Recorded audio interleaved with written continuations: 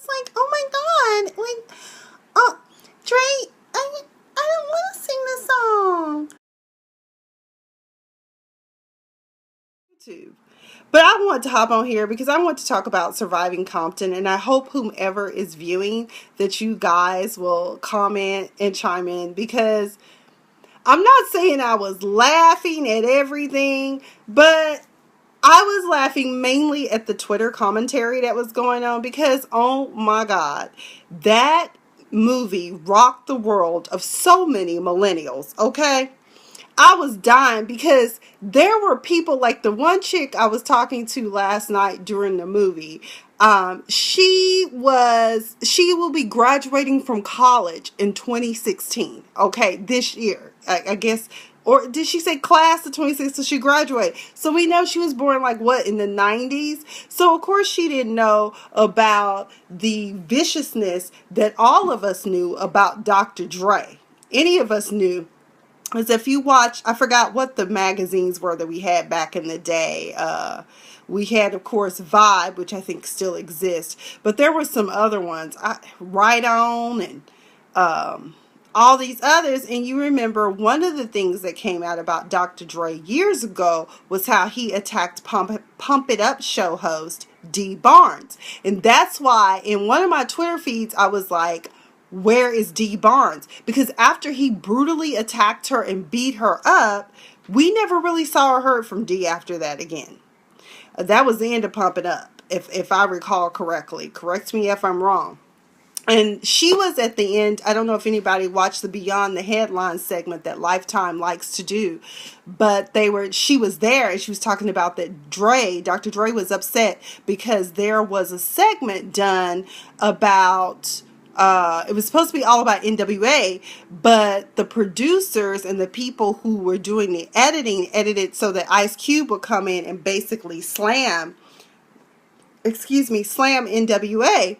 And so he got upset, and without saying anything, he just ramboed her like he had been doing Michel'le all this time, and God knows who else. And so I think we should look at both movies, Surviving Compton and Straight Outta Compton, and combine them, and then maybe we will get a whole story. Some observations. Suge Knight. Okay. Apparently the dude that's playing Suge Knight, he don't give a damn about conflict of interest. He like, I was on Straight Outta Compton. By God, I'm going to be Suge over here on Surviving Compton, okay? I said, is that the dude? Why, yes, it is. It's dude.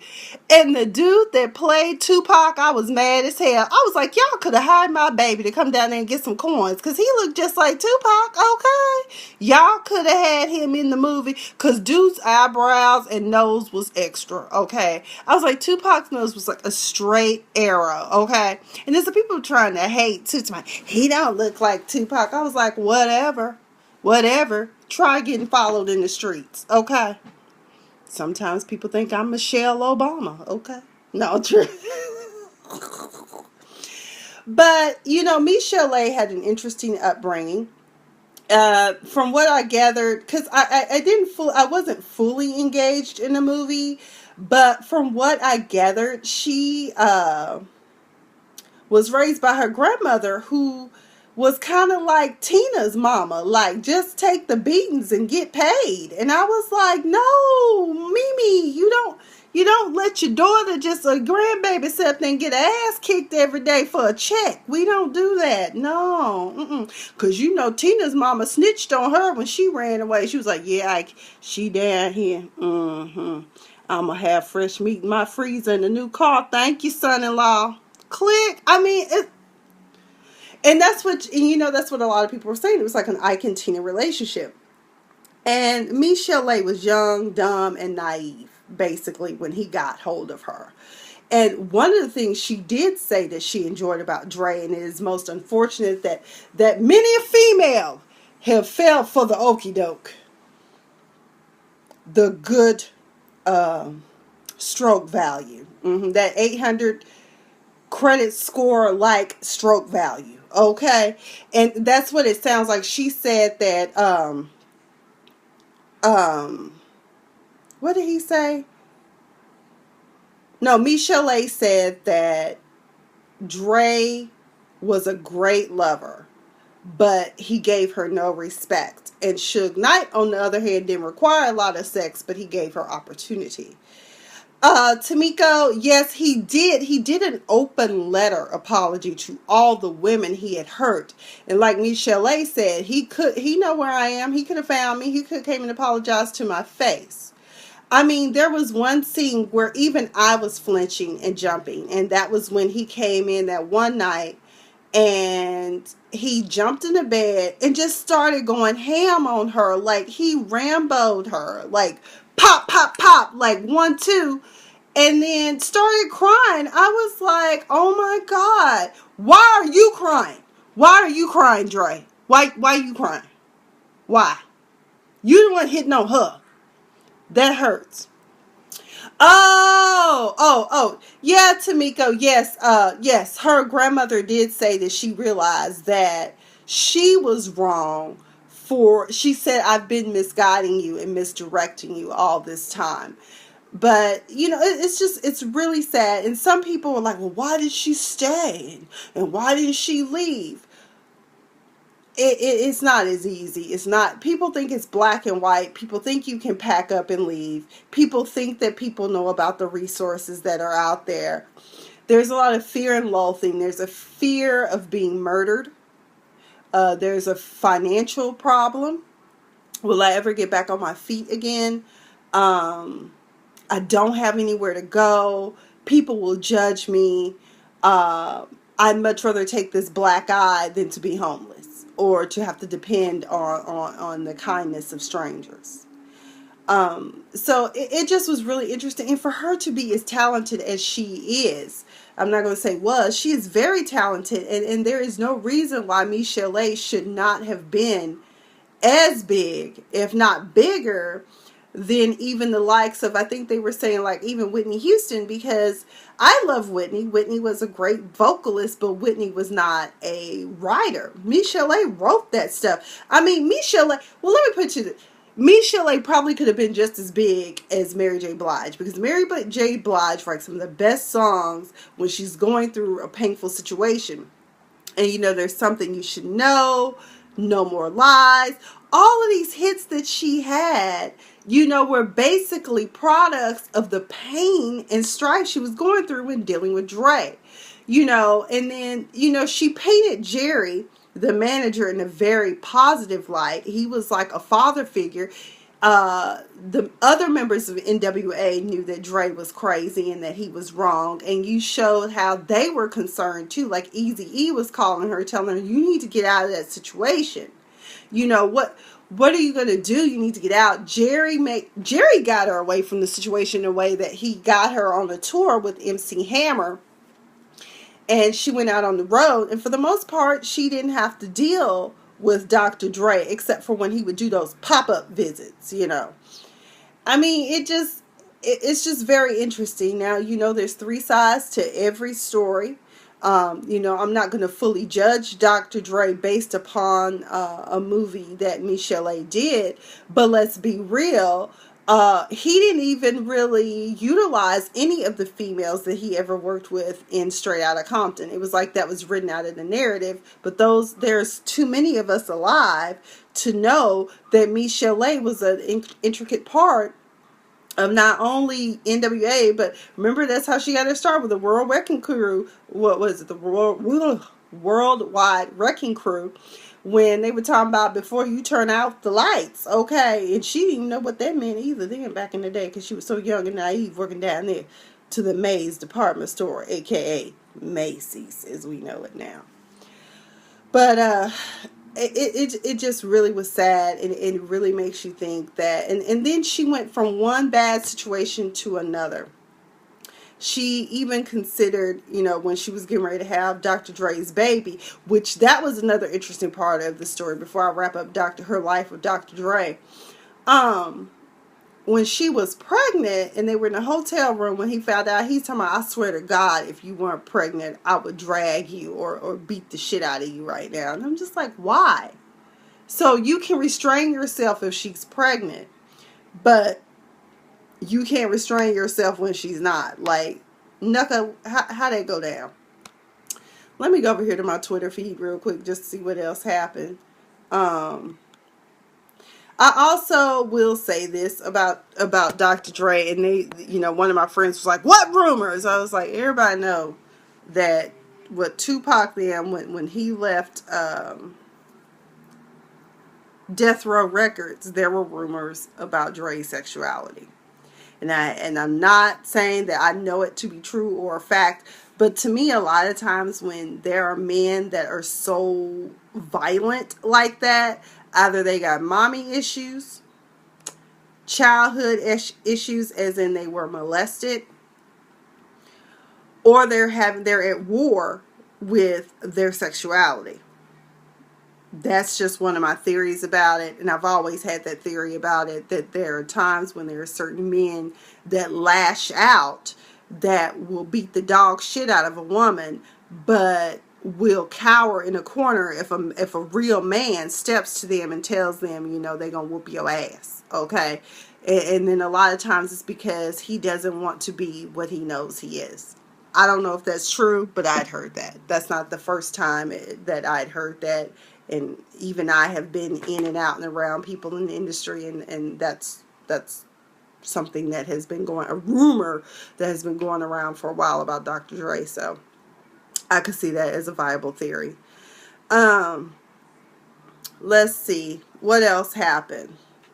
Oh, when he showed up at the hotel room, he was talking about, "Did you miss me?" I was like, "Hell no, I didn't miss you. You beat my ass every day. Hell no. I don't miss you."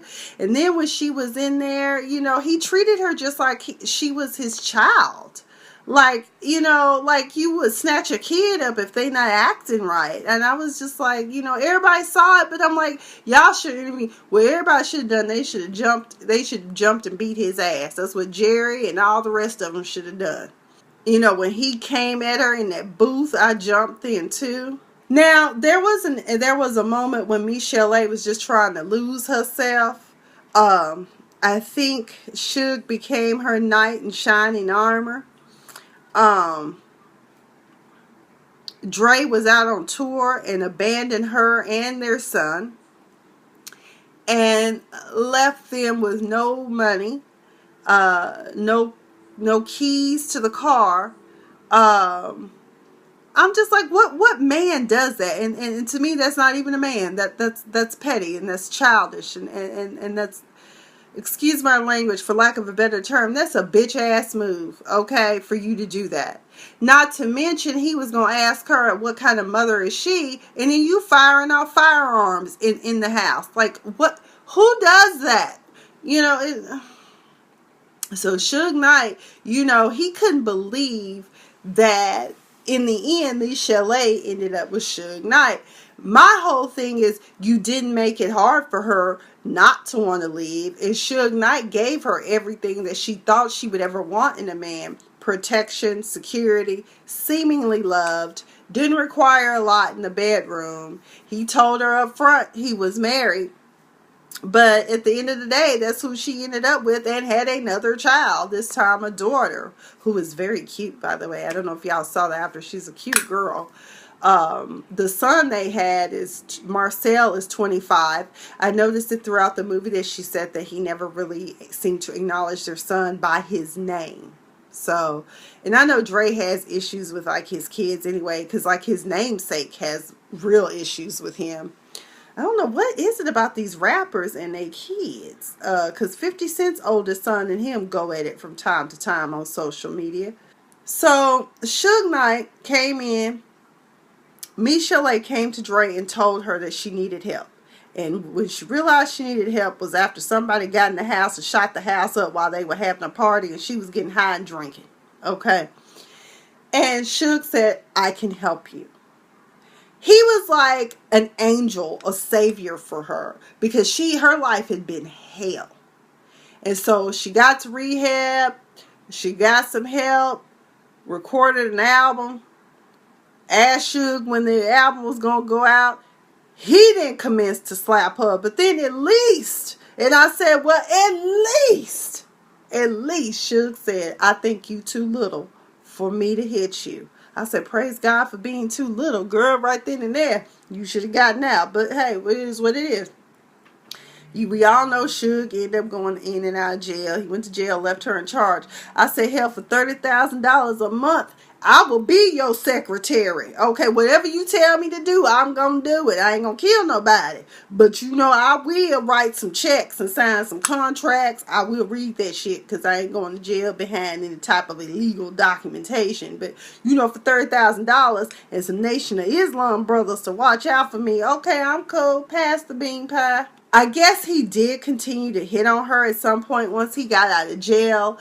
They did get married. Unfortunately, he's a bigamist. Because turns out he was still married to his first wife, but she still ended up having to go through a formal divorce. I was like, he didn't get prosecuted for that shit? Ain't that illegal? One of the funny things that what did I retweet? Somebody said that Suge Knight put Michel'le in rehab, but he was still selling drugs in the community. And then somebody else posted, when it's Dr. Dre who's crazy, but Suge Knight's respectable. What the hell? I said, that's true. And then somebody else said, damn, even Suge Knight looks like a patron saint in comparison to Dr. Dre.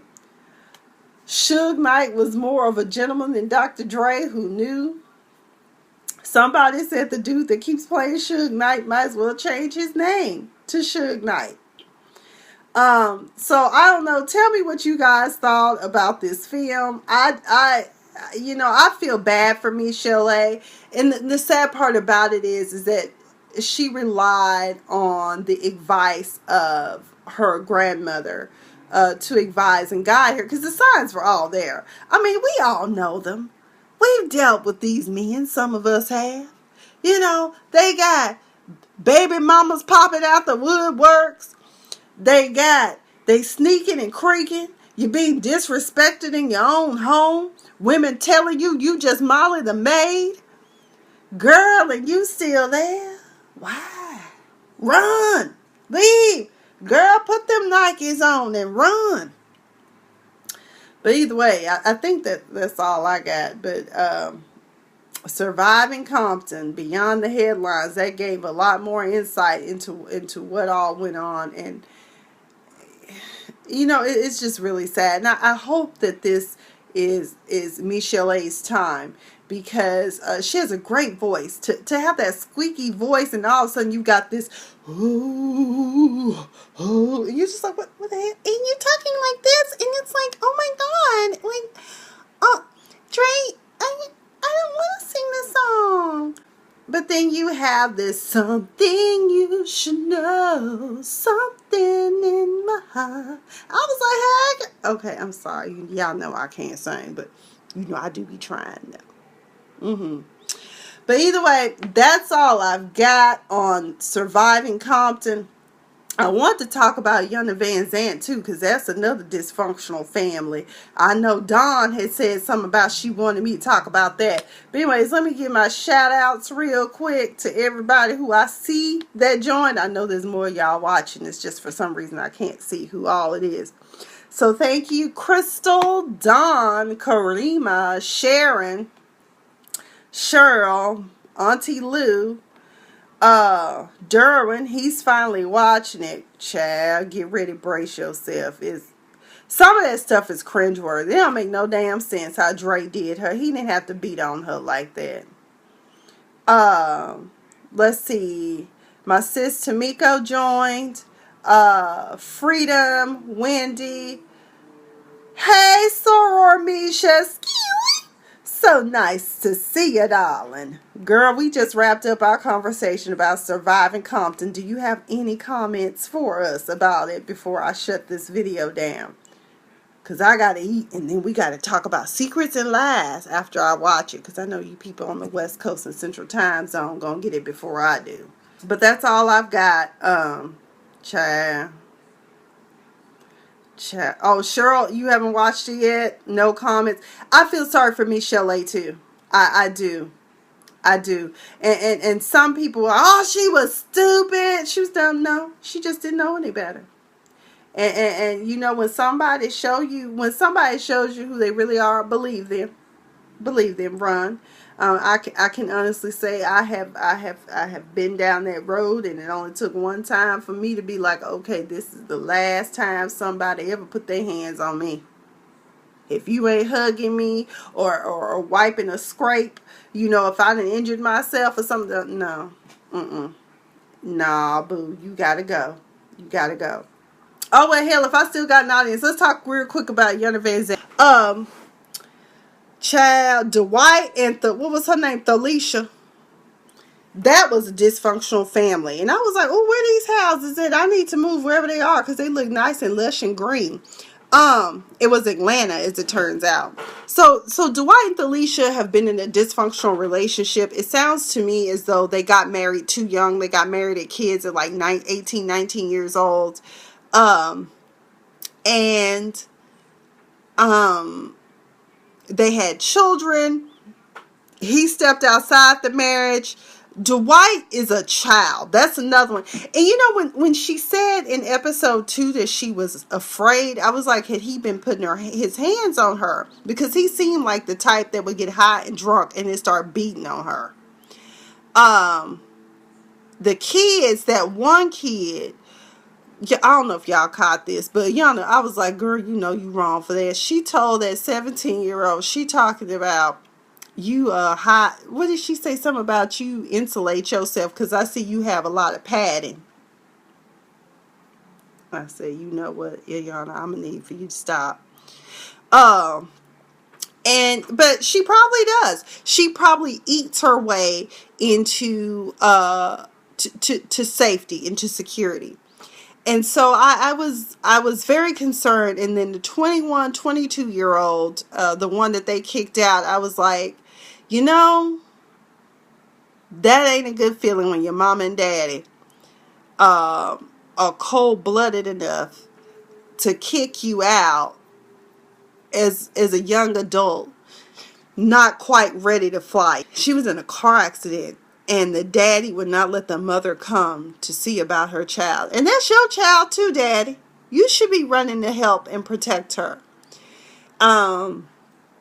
And because she is the firstborn, I think that the mother even said that I'm sorry for relying on you so much and treating you as my adversary, as my sister, more so than as my child. We grew up together. Dwight complains that his mother wasn't there for him enough. He wants his mommy. And I was like, at some point, we all have to let go and accept the fact that some of our parents just weren't what we thought they should have been for us. And that we don't come with instructions. There is no instruction manual. Sometimes our parents do the very best that they can with what they have and what they know. Even some of the more educated family will do destructive things that will cause you to end up on a therapist sofa or self therapy, which is unfortunate and is destructive. Which, when I say self therapy, I mean doing things like drinking and engaging in reckless and promiscuous behaviors. It happens. So I just thought that was a really good one. I really do hope that Dwight will get some help because he acted like a baby. Like he just has to be the center of attention. He has to be the baby. But I'm like, you've got kids and a wife. You need to man up and be responsible and put the drugs down. But I think that I've always said this, is that there are times when we have to realize that we do not have certain things in our lives for a reason. Tough love ain't always the best, but sometimes some of us need it to be strong and productive adults. I just don't know, but Iyanla Vanzant, I love her. I know some people don't care for her. They're like, has she had yet to fix? Seems like she does more damage than good. My thing is this: Ayanna Van Zant is just there to start the conversation. She's not there to like fully fix, unless you're willing to pay her fee. Then yes, she'll be more than happy to stay and work with you for 10 to 12 sessions, if not more. On average, that's what most therapists will start you out with, and usually it progresses to other things. I personally am not ashamed to say I've been in therapy. After taking the bar exam, I had to go get some help. That shit rocked my world, and I just felt worthless, and I felt like, this can't be happening to me. Why didn't I pass the bar exam? I'm supposed to be a lawyer. This is not my life. And I just thought my world was going to be over. So I knew that I had to go see somebody. So I did, and I talked about it, and I now know that the bar exam does not define who I am. I am wonderful with or without the bar, without a bar passage. I have my law degree. I know that much. And I have receipts. It's called NailNet. Anybody want to put some on these student loans, feel free. But I think that's all I've got with Ayanna Van Zant. But again, she's not there to fully fix. She's there to start the conversation. She's there to help you dig out all the stuff you've been burying and hiding, just like she did with them. I mean, she literally had them in the dirt digging up their own dirt. Okay. All the things, that they had been insulating themselves with. So, I hope that family continues to get help, because, I mean, the little 17-year-old, she just checked out. She is like totally like, screw this. When her sister announced that she was going to move out the house, I don't know if anybody saw her face, but it was just like her face fell, and she's like, damn, I got to live in this dysfunction by myself. And the crazy thing about Dwight, though, is that in the beginning, he was like, well, since 1999, I gave my life to Christ, and I've been reading the Word. And I was like, okay, but what this got to do with the fact that your family is jacked up? You can be a minister and still be just as screwed up as any of the rest of us. You ain't no better. You just held to a higher standard. But he out there, what else was he doing? Oh, he said that he was... that he went from being a deacon to a minister, and I was like, Lord.